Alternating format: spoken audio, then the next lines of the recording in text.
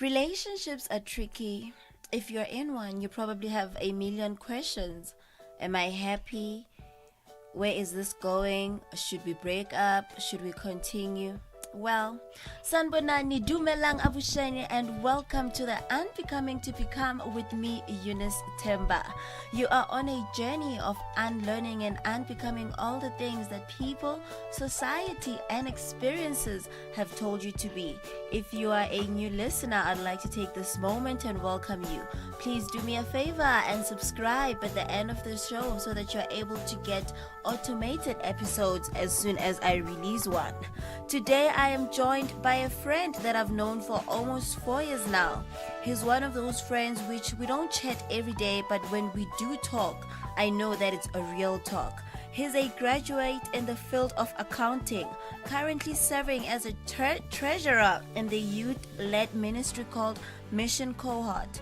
He loves psychology and he truly believes he's a lovely person. You know, last night when he said, Eunice, I'm lovely, I laughed. And in my mind, I was like, yes, you are. But he tried to convince me.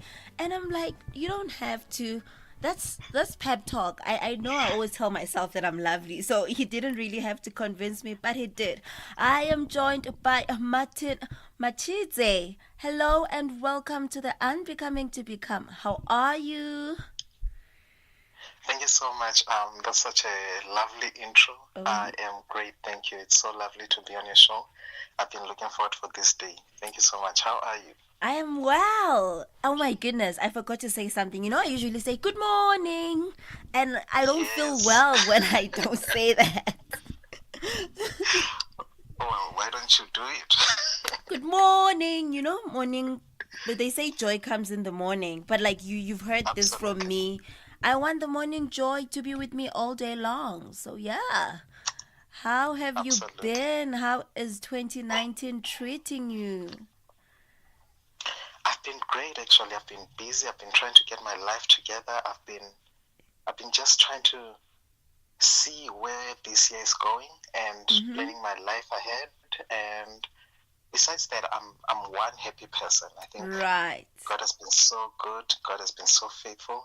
And I can see progress in my life. So I'm great. Thank you.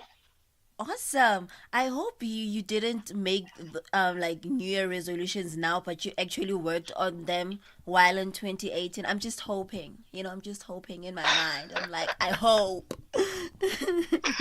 So what I do every year is that I write my goals. I write things that I need to achieve. I write things and put them on my bucket list. I don't know if you want to call those New Year's resolutions, but Yeah. yeah, I just have goals that I put every year and work towards them. I usually do them on my birthday because for me that's when my year begins. Every year when it's like my Absolutely. birthday, I'm like, okay, this is what I need to work on. But yeah, it's nice to hear that. So Absolutely. today we are getting a relationship perspective from a young single man. How exciting. The relationship journey continues and I was like there's no better person to get perspective from that other than you, I, especially coming from a male. I am humbled. It's funny that you think I have much to offer about this topic, but yeah, I think we all have a love story. Um, Right. yeah, some of our love stories are just not as great as others, but we all do have something to say about love, and it's all part of life. It's all part of growth. So yeah, I cannot wait to hear that love story. So tell me, when I say relationship, what's the first thing that actually comes to mind? for me, relationships, the very foundation of relationships is love, Right. and God defines Himself as love. Hmm. So the basis and the success of any relationship starts with knowing God. So for me, relationships is knowing God and being acquainted with your environment as well. You know what? I think we are done. Thank you so much. funny. That's it's really funny. I know that you have been single for quite some time. I mean, ever since I've known you, you've actually been single. Why the wait? I'm actually curious. That's a very good question. Why the wait? And it's not that I've not liked people in my life. Right.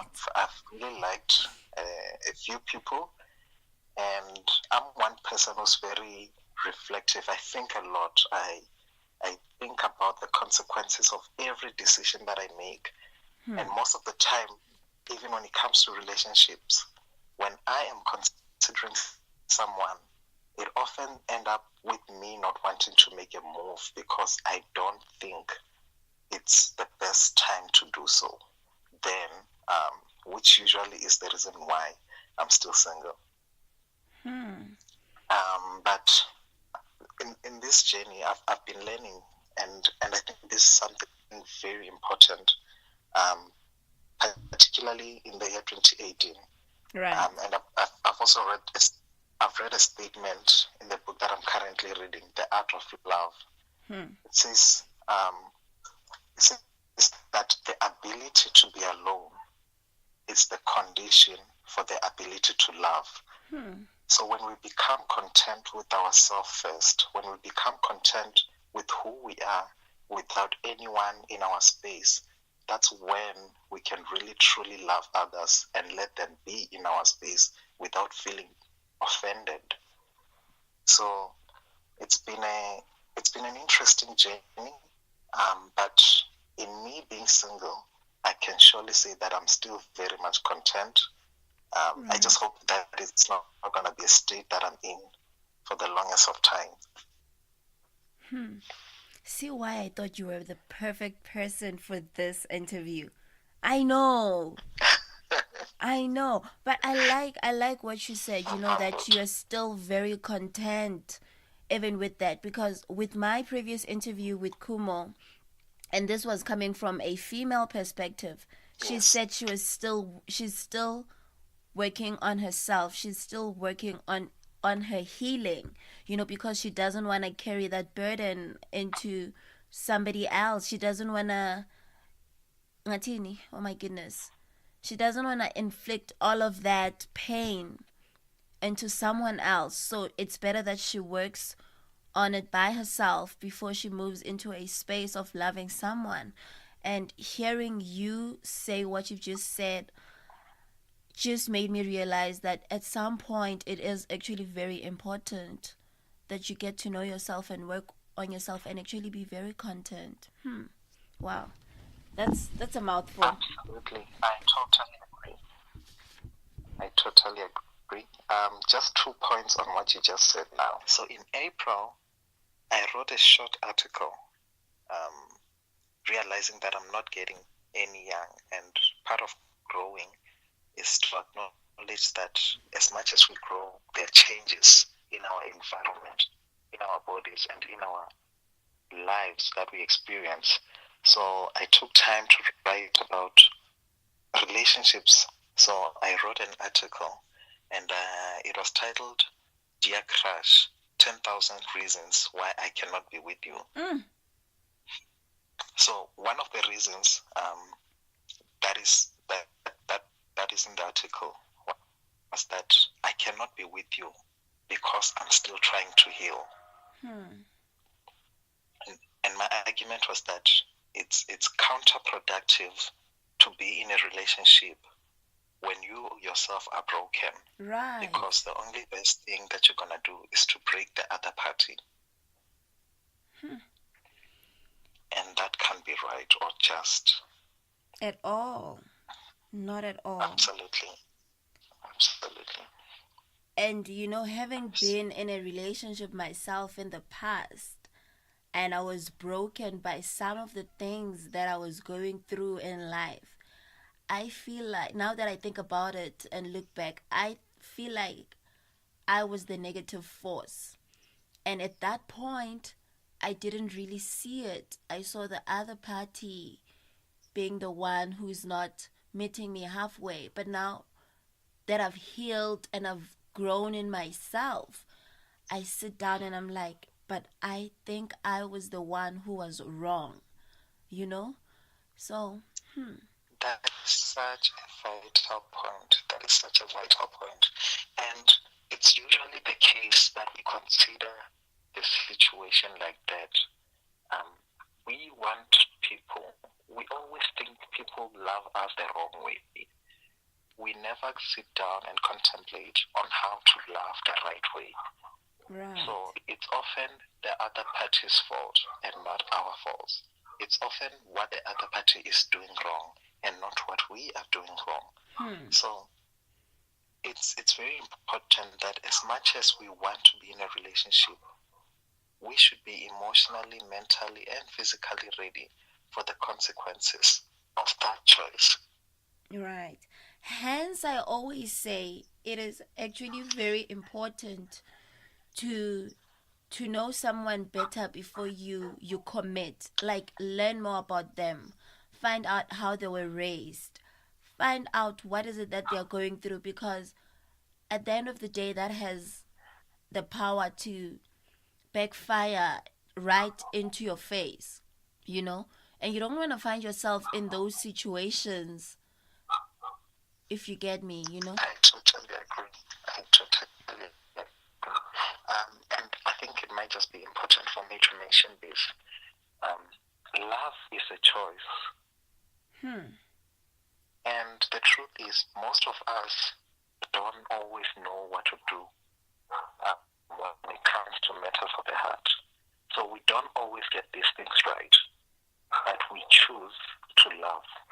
So if you know that you're getting yourself into a relationship with someone, you should also acknowledge the fact that they won't be as perfect as you want them to be. Right. But because you're choosing to love them, you should stand for the consequences that comes with the fact that they're going to make mistakes, they're going to hurt you, they're going to do things that you don't always agree with. But because you love them so much and you've made that choice, your love should not be so weak that when something wrong happens, you are quick to up and leave. You know, I always say when you get into a relationship, you should always be in a state of forgiving. That's the only way you can lead life. Like, always No, that's true. be forgiving, because like you said, they're gonna hurt you, and sometimes it's not even intentional. It's something that you do unintentionally. But if you allow yourself to be in a state of peace and in a state of forgiving, you will not even notice those little things because you are always forgiving, you know? Absolutely. And I believe that part of the reason why we live in a broken society is because we don't understand that at the very heart of relationship is the idea of forgiveness. It's not comfortable, and sometimes you don't always do it because you're the one who's right, but you do it on the basis of the fact that you love the other party. So absolutely, forgiveness is important, and most of us struggle with, and this is why we carry a lot of baggage to the next relationships, because we have not forgiven ourselves and forgiven the parties that have broken us. Wow, Martin. I am gobsmacked and actually very excited for the people that are going to listen to this podcast, because, wow, you are just giving me point after point. I'm usually interested in how people are raised, because I believe that our homes actually play a big role in our characters. Our personalities, I usually say that are a result of what's instilled within us from a very young age. You know, just out of interest sake, do you think growing up did you aspire to be the man that you are today? Would you say that your parents' relationship has in any way influenced the direction in which you have chose to take with your own relationship, or the direction that you want to take with your future relationships? No, thanks so much for that question. I think that's a valid question and important question. I would just like to make a point before I answer that question directly. Right. And that is just in relation to how our society in South Africa is structured. I was reading some few months ago that typically in South Africa, less than 8% of children grow up with their fathers. So less than 8% of the children in South Africa do not have a fatherhood figure. They do not get to experience the love of a father. They do not get to experience the guidance and the role model of a father figure. And because of that, I think this is one of the reasons why our society is so desperate, seeking, grasping, and wasting so much energy because they lack that direction from childhood. Right. So I do definitely think and believe that our childhood affects the choices and the decisions we make when we are old. Yeah, and whether on. That choice is subconsciously or conscious, it's still an influence and a choice. So when it comes to my setting, I lived in a very interesting setting. I think I'm one of the few who were blessed to grow in a family where you know a father and a mother, right, and who played just as equally and a great important part in your development and growth. And indeed, I would say that how they brought me up, how the environment that I grew up in, it has indeed shaped me to the person that I am, and it has made me to make decisions to the person that I want to be. And in no way I'm implying that things were always done right, and things were always smooth. But even the negative things that I would witness as a child made me to choose not to be one to grow my children in such an environment, because it was also toxic to me. So both the negative and the positive shaped the man that I want to be in the future.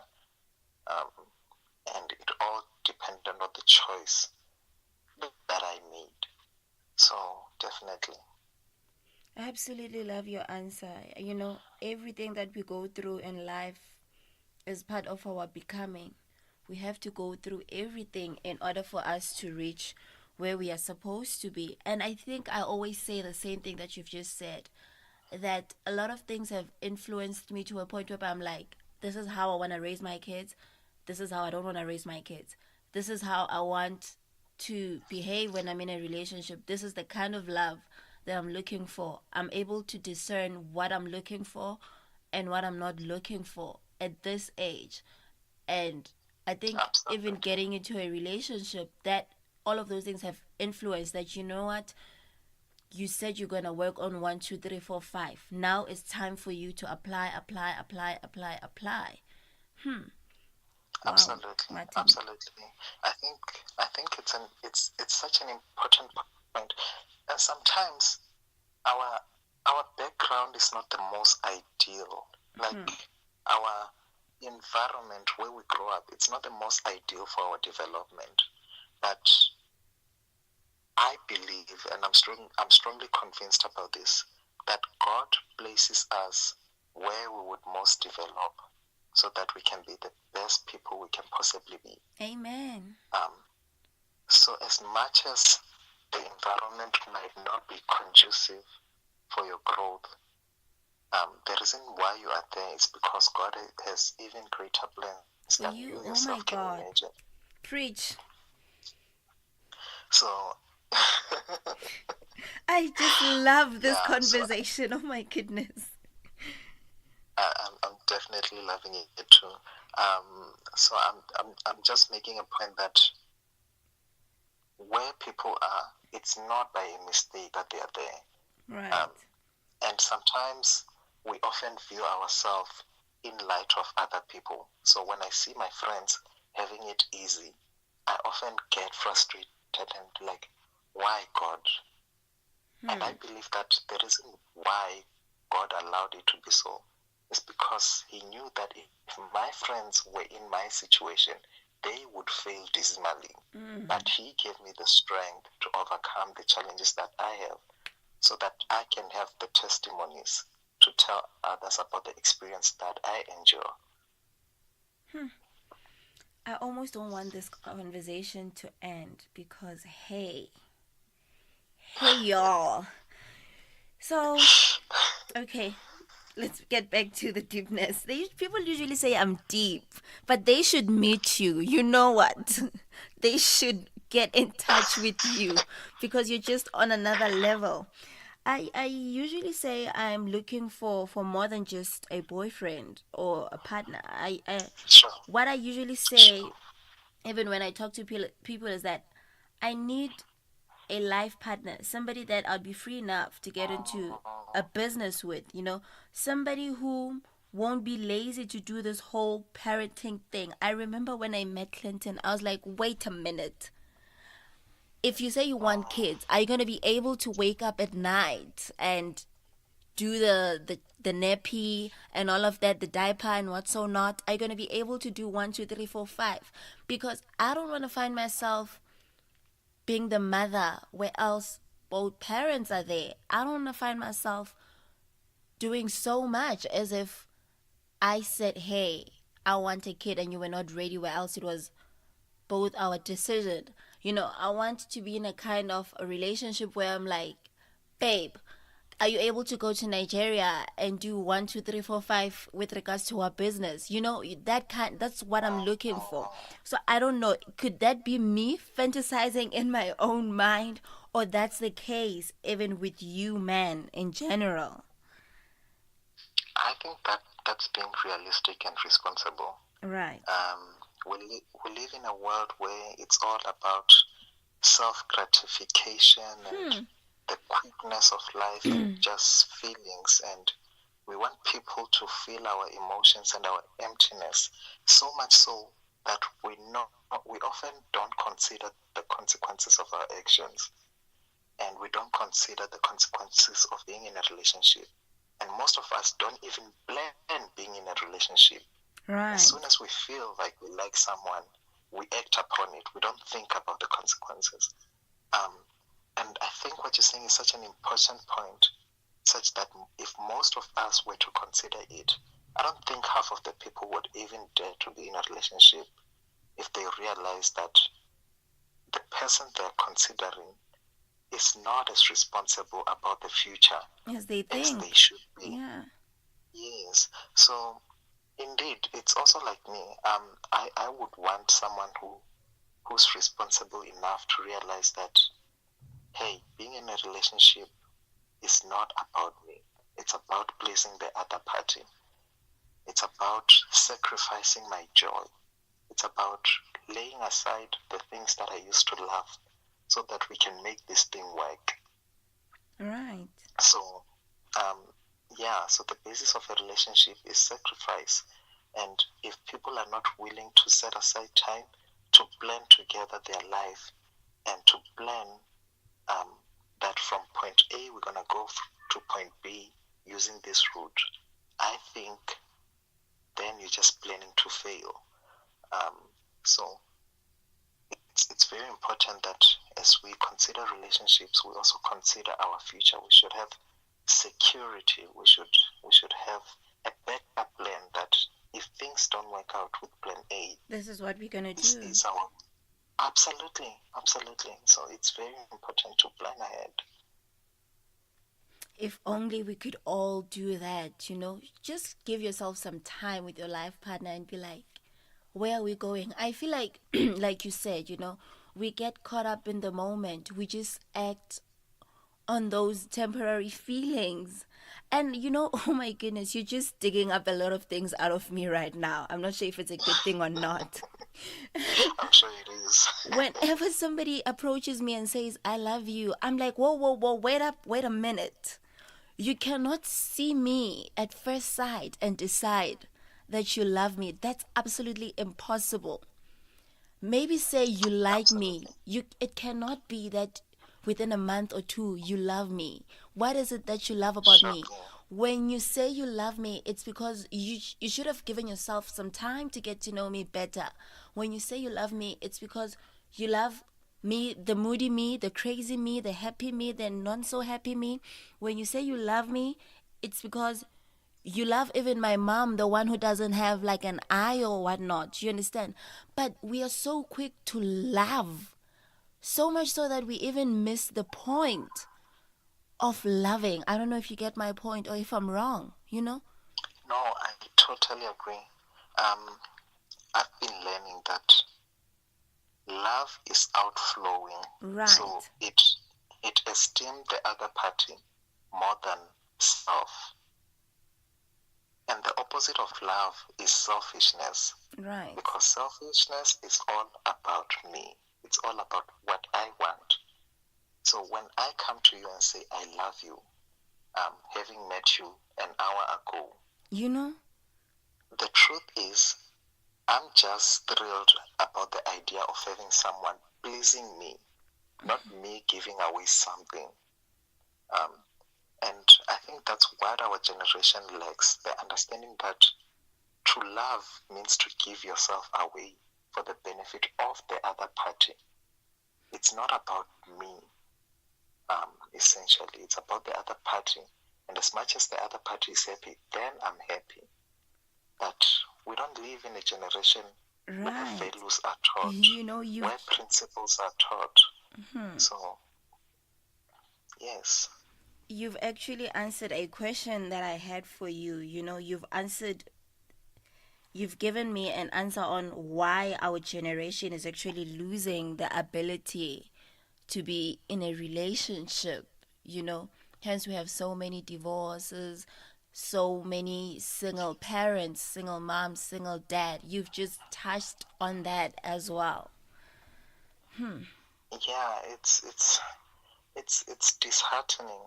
I'm so much passionate about that because I mean, if half of the world is divorced, then you know that it's a problem. Something is wrong. It's extremely wrong. It's nothing that is pleasing. And I think it all boils down to this definition of love. Most of us just don't know how to love. And it obviously stems from the points that we have mentioned. Our upbringing, our experiences, and even our idea of loving.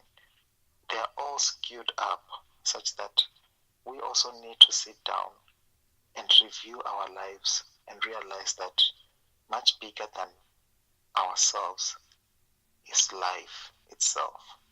Right. And life is only meaningful when it's hidden in God. That's where the foundation of wisdom and knowledge is. Oh my goodness. So yeah, it's very interesting. It's funny enough, this past weekend I met up with my friend. I was actually going to pick up something. And so she's like, I also want somebody to grow up with, you know.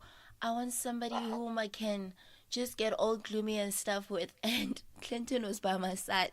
So he asked her, it's like, what is it exactly that you're looking for? What kind of a person are you looking for? And that's when I realized that we are in a needy phase, but we don't actually know what is it that we need. You know, in our minds, we want. But the moment you are faced with the question of what is it exactly that you want, we don't know. We cannot even point out one simple characteristic of what we are actually looking for, you know? That is so true. I've encountered many people who are like that, very impulsive, quick to make a decision without thinking first. Right. And I've actually been ridiculed for having a standard that I refuse to drop. So I've been ridiculed for thinking high, for holding up certain values, and for refusing to drop them. to accommodate people whom I don't believe should be in my life. So our generation is confused. It's so true. Very We confused. don't know what we Oh want. my God. We don't know what we want. We don't know where we are heading. And that's why most of the time, even our relationships do not last. So I think it's important that even when considering being in a relationship, know what you want, know what you're getting yourself into, know your values, know your principles, and don't let anyone force you to compromise on them. Right. And don't let anyone to pressure you to believe that what you are seeking you will never find in this world. It's a lie. Right. Oh my goodness. You just reminded me of Tlotlo. She's so hands-on and saying, you know what, this is what I want, this is what I don't want. And being with her, people tend to say, you just have a lot of standards. And no, that's not the case. It's because life has taught you that some things aren't the way they seem. So you really need to know what is it that you are getting yourself into. I have a very interesting question for you. And I think Sure. it's something that I should have asked as a build up from the previous question, but there's just a lot to say and I didn't want to disturb. Speaking about men and emotions, like the inability to express. Why, guys? You know? And and I personally need advice. Like, men are just not fans of expressing themselves. They're not fans of sitting down and being like, babe, this is how I'm feeling. You know? Why? I personally want to know. This is coming from me to you. That is such a difficult point. Simplify it for me. I'll tell you what I did last year. I love reading. It's one of I think that's one of the things you and I have in common. Absolutely, I was about to say. Yes. So I read a book. I read a book called Every Young Man's Battle.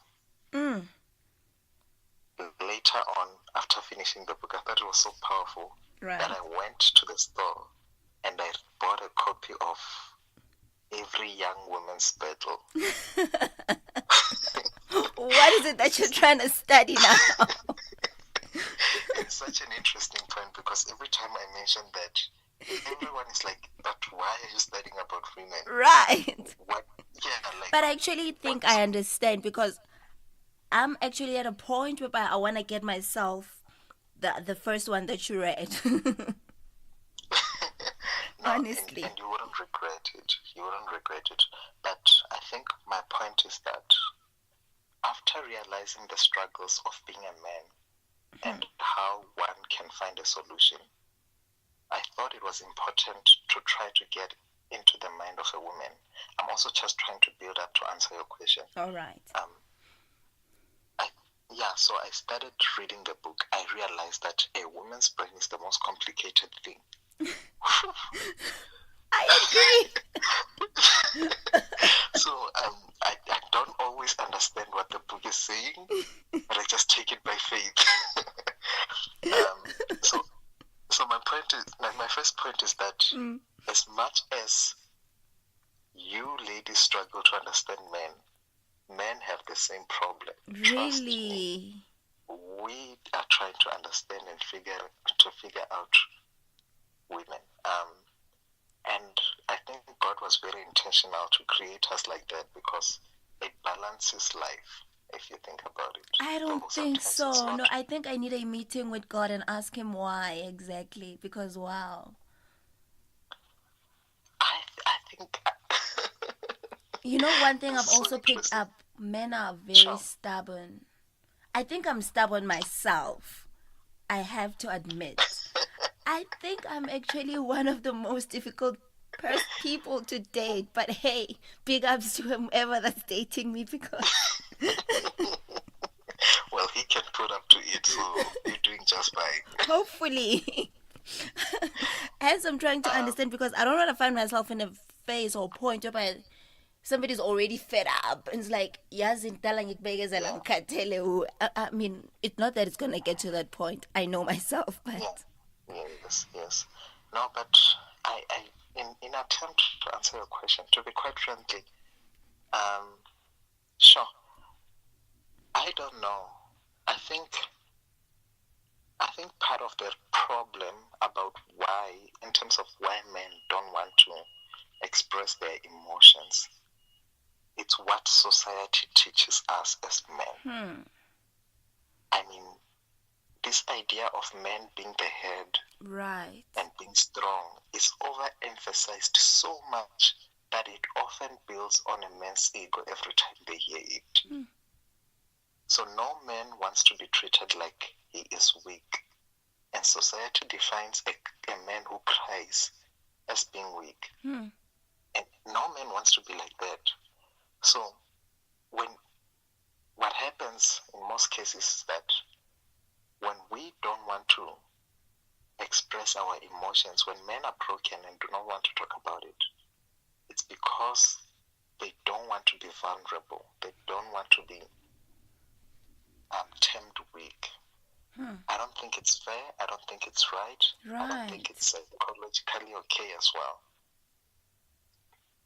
So I think mainly the problem it's our upbringing and the society that we live in. It does not allow men to share their experiences and their emotions as much as we would want to.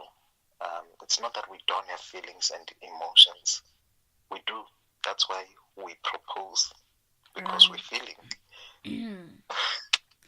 You know, here at Unbecoming to Become, we are all about unlearning all of these things that society has taught us. And I love how you've just touched on that point, that our society does not allow us to.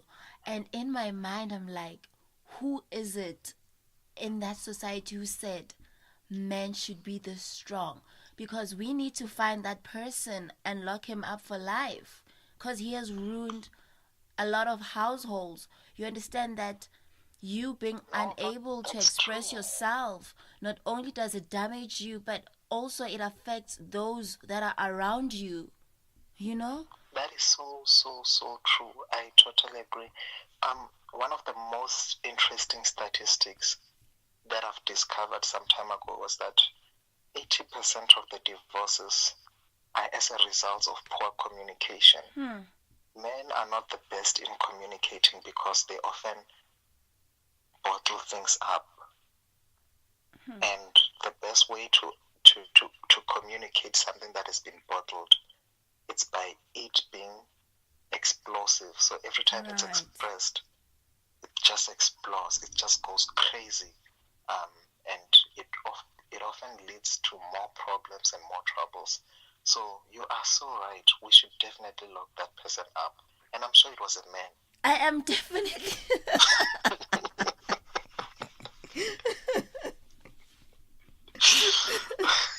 I love how you're able to take me out of my seriousness and just get me to laugh, because it's not just anyone. Yeah, no, thank you. I appreciate that. Oh my goodness, coming into our last question, we are almost at the end of our show, and I'm so mad because I don't want this conversation to end. But we gotta respect time. This is a question from a very devoted listener. When I posted that I was gonna have a conversation with a man, she was like, I need to know something. You gotta ask that guy Uguti why bayenza so. So she was like, I'm not even sure if you're gonna be able to respond to this, because I don't think you fall under the statistics, but that's how much I have so much faith in you. She says, why do men cheat even though they have a good thing going on with their woman, and mostly don't even want to leave their woman for the other girl, but yet they continue to cheat? Why is it the case? Sure. Or did I just read that quick? Like, you are in a relationship with someone, but you still go on and cheat. And when your partner says, okay, since you're cheating on me, leave me and go to that other person, you're still like, no. You understand? You're still cheating and you don't want to leave the other one for the other one. Am I making sense? No, you are. Right. You are. It's a very common case in our country and everywhere else in the world. It's quite common. And my reaction has more to do with me struggling to understand why men do the things they do. And I'm sure you're quite familiar with the colloquial "men are trash" that has been going around for the last year or so. And oftentimes I want to defend men, but it's quite difficult sometimes, especially in relation to this question. It seems that as much as I want to defend some of our actions, some of these things are also quite intentional. So why do men cheat? The truth is, and it might not be one that is pleasant to hear, but if I love someone, I don't see any reason why I would cheat on them. Right. The opposite is also true. If I don't love someone so much and respect them, then I can easily take advantage. I don't know. I don't believe that you can ever excuse cheating. Right. I don't think it's excusable. I don't think it's fair on the other party. I don't think it's just. And unfortunately, it's such a common thing that we find in our society. So, to answer the question,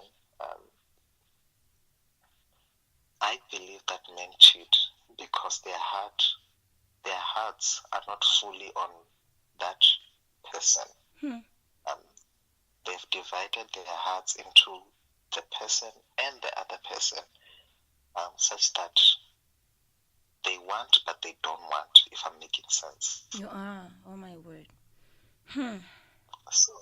So I believe that's part of the problem. They're not fully there. They're not committed to what they have started. I don't think it's fair, and I don't think it's just. And perhaps the last point for me would be, and this is basically what you and I have been arguing, that if you want to get into a relationship, know what you're getting yourself into. Don't just get into a relationship with anyone for the fun at of it. any time. Absolutely. Because if you don't know the person and you don't know their characters too well to know how weak they are, then you're exposing yourself into heartbreaks. You know, to our listener, the devoted one who asked this question, there you have it. And to those of you who had the same question in mind but didn't have an answer, I hope Mr. Martins has responded to you. And you know, I also generally feel like people are running into relationships just to show off. Just because Uni is in a relationship with so and so and they're doing this, I'm like, hey, ngeke bangiphala nami, I can do it. You know, we get lately we get into relationships for the wrong reasons.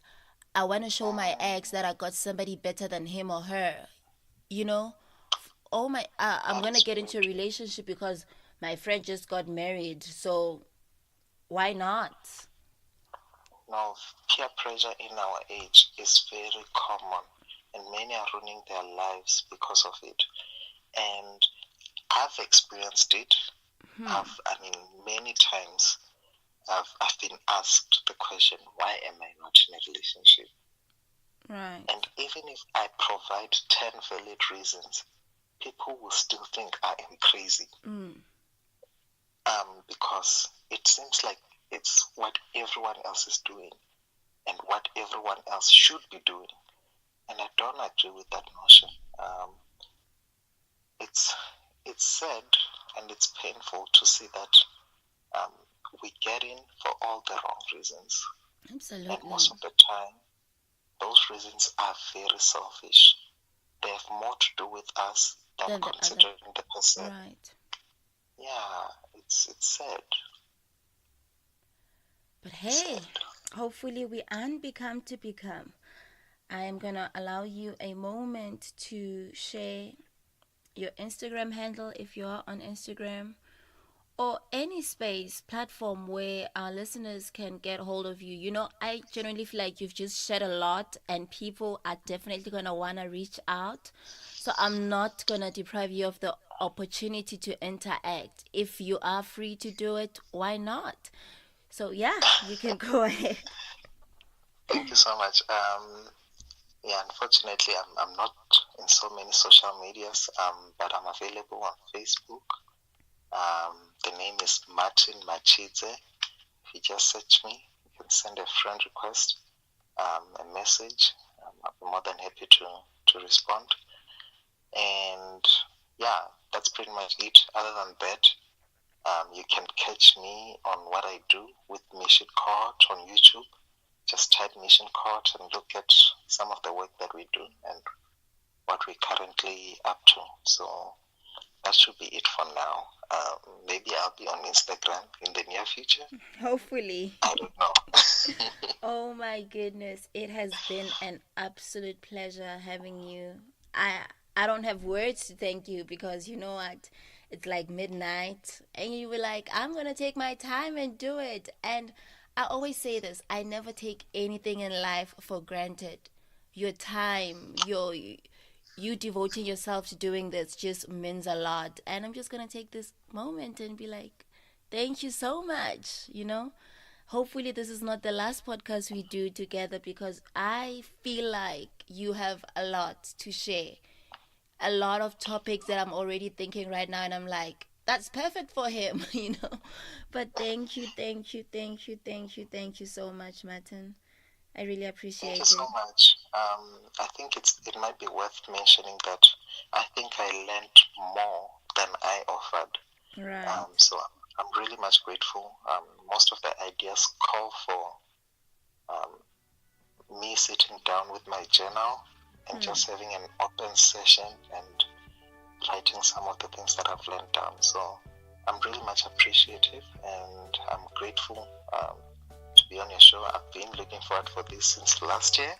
So I'm so happy. I'm really excited about it. Thank you. I'm looking forward for the final piece to come out. And I'm hoping that as much as I was blessed, people will also be blessed. Absolutely. Oh my goodness. Most people in our life are just looking for a safe place to be themselves. When we give them that to another person and allow them to give that to us as well, it is a way of keeping each other warm, even on life's coldest days. If you'd also like to get in touch with me, leave a comment, suggest a topic, or even ask a question, you can hit me up on Instagram. I go by Uni_Ngithandiwe. On Facebook, you can find me on Eunice Themba. I also have a personal page of Unbecoming to Become whereby you can hit me up. Unbecoming to Become is found on Podbean, iTunes, and Spotify. Until we meet next week, let us continue to unbecome to become.